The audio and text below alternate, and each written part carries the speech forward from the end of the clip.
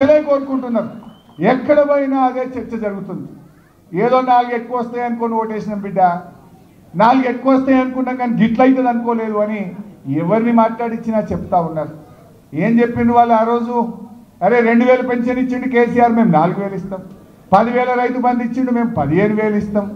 ఉద్యోగస్తులకు రాగానే 4 డిఏలు ఇస్తాం, పాత బకాయిలు ఇస్తాం, బెస్ట్ పిఆర్సీ ఇస్తామన్నారు.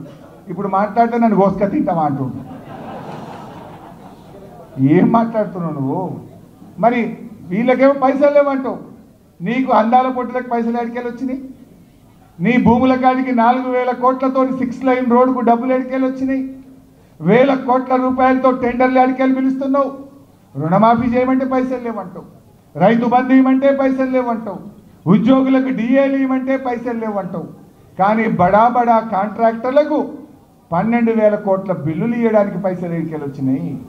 బడా బడా ప్రాజెక్టులు పిలవడానికి, టెండర్లు పిలవడానికి పైసలు ఎక్కడి నుంచి వస్తున్నాయి? ఇవాళ 200 కోట్లకు ఒక స్కూల్ అన్నావు, ముందు 80 కోట్లు అన్నావు, తర్వాత 120 కోట్లు అన్నావు, ఇప్పుడు 200 కోట్లకు ఒక స్కూల్ అని. అది స్కూల్కి ఇంకా పునాది కూడా తవ్వలే, 80 కోట్లకి 200 కోట్లు చేసింది దాన్ని. అంటే అదొక 5-6 వేల కోట్ల స్కామ్ అవుతున్నది. ఇవాళ వాటికి మాత్రం పైసలు వస్తున్నాయి. అంటే ఆయన ఎట్లా మాట్లాడతాడంటే తనకు అవసరం ఉంటేనేమో, తనకు జేబులు నింపే పని అయితేనేమో పైసలు రెడీ, ప్రజలకు ఇచ్చేదో రైతులకు ఇచ్చేదో, మా ఎస్సీలకో మా బీసీలకో మా ఎస్టీలకో ఓవర్సీస్ స్కాలర్షిప్ ఇవ్వాలి, ఫీజు రియంబర్స్మెంట్ ఇవ్వాలంటే మాత్రం పైసలు ఇవ్వంటాడు. నువ్వు ఏడాదిని అర్థమైంది. ఎస్సీ ఎస్టీ బీసీ పిల్లలకు ₹1 ఫీజు రియంబర్స్మెంట్ ఇచ్చినవా రేవంత్ రెడ్డి అని నేను అడుగుతా ఉన్నా. కాలేజీలు కోట్లకు పోతున్న పరిస్థితి, పిల్లల చదువులు ఆగిపోతున్న పరిస్థితి, ఎస్సీ ఎస్టీ బీసీల మీద ఉన్న ప్రేమ ఇదేనని అడుగుతా ఉన్నా. బట్టి విక్రమార్క ఉప ముఖ్యమంత్రిగా ఉన్న మీరు ఈ ఎస్సీ ఎస్టీ బీసీల మీద మీకు ప్రేమ లేదా? మాటల్లో కోటలు దాటుతున్నాయి. ఎస్సీలు బీసీల మీద ప్రేమ ఒలకపోస్తున్నారు. కానీ ఆ పిల్లల చదువులు ఆగిపోతుంటే, ఏడాది అర్థం నుంచి ₹1 ఫీజు రియంబర్స్మెంట్ ఇవ్వకుండా ఈ అన్యాయం చేస్తుంటే మీకు కనబడలేదా అని చెప్పి నేను ఈరోజు అడుగుతా ఉన్నా. మనందరం బీఆర్ఎస్ కార్యకర్తలం, బీఆర్ఎస్ కుటుంబ సభ్యులం. ఇవాళ చాలా ఇబ్బంది పెడుతున్నారు మన మీద. నిన్న కూడా గౌతమ్ను తీసుకుపోయి అరెస్ట్ చేసి రాత్రంతా పోలీస్ స్టేషన్లో పెడితే బీఆర్ఎస్ లీగల్ సెల్ అద్భుతంగా పోరాడి గౌతమ్ను బయటకు తీసుకొచ్చింది. మన బీఆర్ఎస్ లీగల్ సెల్ ఒక ధైర్యాన్ని ఇచ్చి, ముఖ్యంగా సోషల్ మీడియా యాక్టివిస్టులకు, విద్యార్థి ఉద్యమకారులకు, బీఆర్ఎస్ కార్యకర్తలకు మన లీగల్ సెల్ ఎంతో అండగా తెలంగాణ భవన్ నుంచి రాత్రి భవన్లు కృషి చేస్తుంది.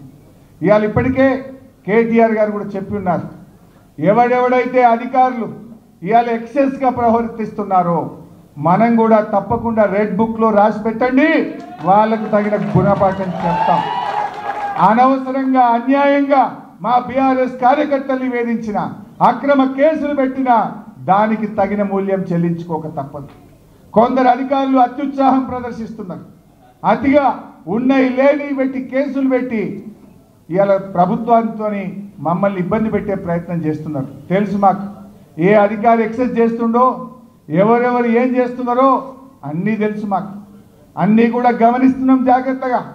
బిడ్డ జాగ్రత్తగా ఉండాలని చెప్పి నేను అధికారులందరినీ కూడా హెచ్చరిస్తా ఉన్నా. పోలీస్ అధికారులే కాదు, ఇతర అధికారులు కూడా ఉద్దేశపూర్వకంగా వివిధ సందర్భాల్లో మా కోఆపరేటివ్ చైర్మన్లను, మా సర్పంచ్లను, మా ఎంపీటీసీలను, మా జడ్పీ చైర్మన్ల మీదనో ఎంక్వైరీలు వేసుకుంటా, కమిషన్లు వేసుకుంటా ఇబ్బంది పెట్టే ప్రయత్నం చేస్తున్నారు. విజిలెన్స్ ఎంక్వైరీ, ఈ ఎంక్వైరీ, ఆ ఎంక్వైరీ అని మా సర్పంచ్ల బిల్లులు ఇస్తలేరు. ఇప్పటికి కూడా 2 ఏళ్ల నుంచి, ఏడాది అర్థం నుంచి కూడా లోకల్ బాడీ బిల్లులు ఇస్తలేరు. అసలు ఈ గవర్నమెంట్ వచ్చినాక 12,000 కోట్ల రూపాయల బిల్లులు కేవలం